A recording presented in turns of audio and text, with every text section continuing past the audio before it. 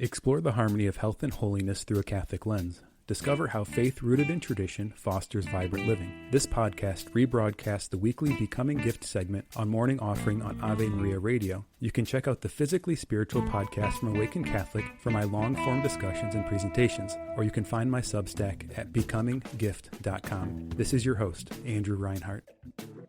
We're doing a series where we're talking about these big levers for health and what are the things we can do that will sort of make the biggest difference in our lives. And last we talked about fasting, if you remember 5 weeks ago, anyone in the audience. Right. Yeah, so right. The lever of nourishment, we can throttle it, we can eat less or we can eat more. And so today I want to talk about eating. How do we eat for wellness and for holiness? You know, food is a basic need of human nature. And if you think all the way back to our most ancient ancestors, they needed to eat. And that was a big question on how they sorted out their life. There's always a question when you look at civilization that there's a trade-off oftentimes between security and freedom. Even in our society, think of the laws that were enacted after 9/11, right? People were willing to give up freedom for more security.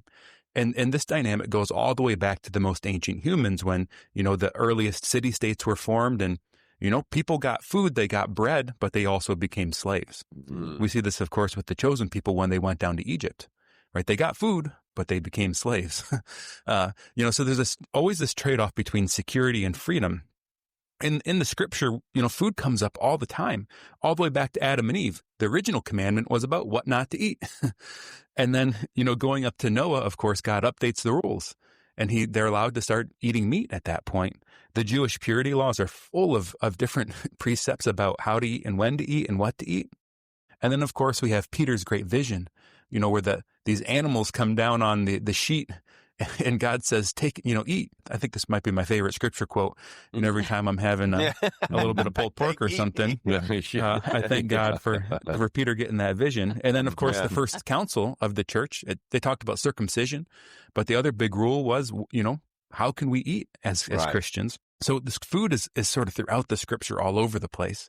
You might think it's the stock and the soup of the scripture, not to bend the analogy too much.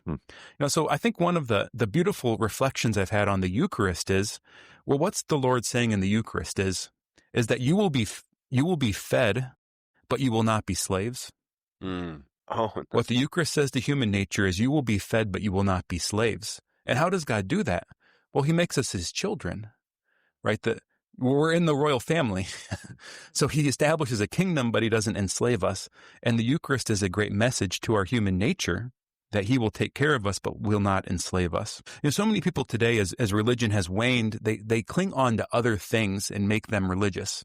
And I think the so-called diet wars in our society are one of the ways that people become religious. And, you can't but help when you go online and look at, self-help or diet stuff, you'll find stuff, just between vegan and carnivore and keto and paleo and, all these different diet approaches people have. And the arguments become, frankly, quite religious.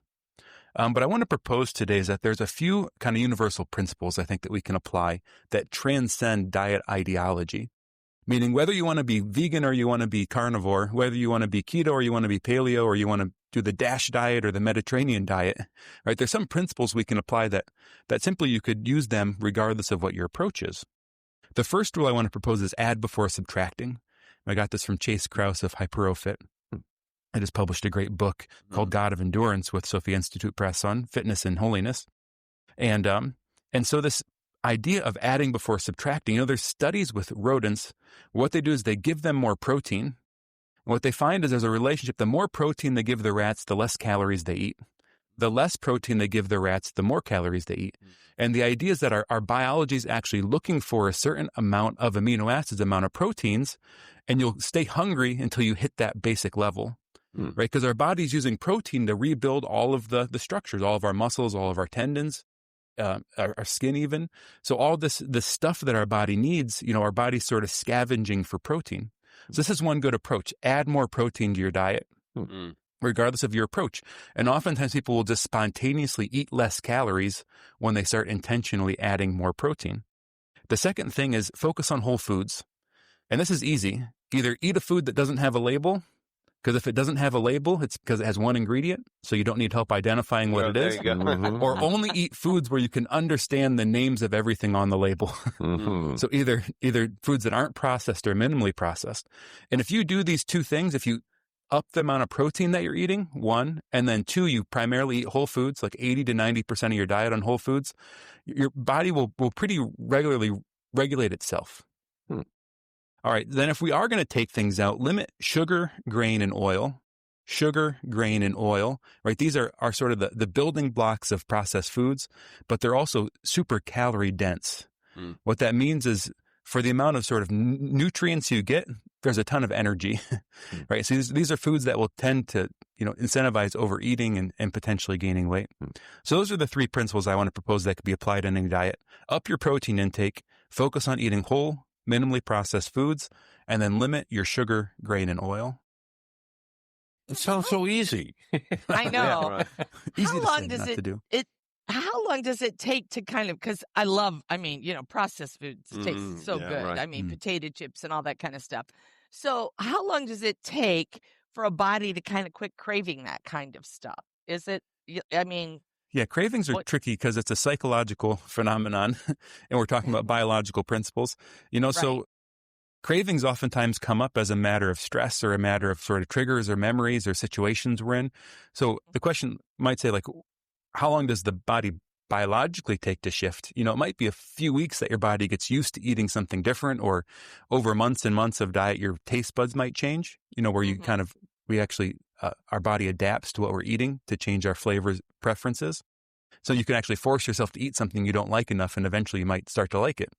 Because the body learns that it's something good for you. But how long does it take the cravings to go away? They might never go away. Right. Because there might be something different happening. The body always wants the calories. Our default setting biologically is to survive. And the best way to survive is to have fat on your body. Right, because there's so much in our history. I'm built for survival, baby. Come on, Dave. I don't know why. There's so much I'm right scarcity. beside you, buddy. Yeah. There's so much scarcity in the history of our species that, we're just so wired to have extra energy on our body. You learn by experience, and I will say this, and I've learned by experience. I took the top 10 diets, and I tried them all at once, and I gained weight. I was like doing all 10 of them. No, it doesn't work that way. Andrew, how do you answer people that talk about saints that only lived on the Eucharist? Yeah, I think, we're all called to a different expression of asceticism in our life. So health isn't an absolute value, and we can always give up the natural for the supernatural. So there's certain callings that particular people receive in their vocation, sort of a vocation within a vocation, sometimes to a more extreme form of life that anticipates the life to come. I would also propose the idea of a hermit. Certain monks become hermits, and it's a vocation within a vocation, and it's a supernatural calling, meaning it doesn't make sense biologically for someone not to hang out with other people. It's very contrary to our human nature. But some people receive a supernatural calling within their vocation. Great explanation.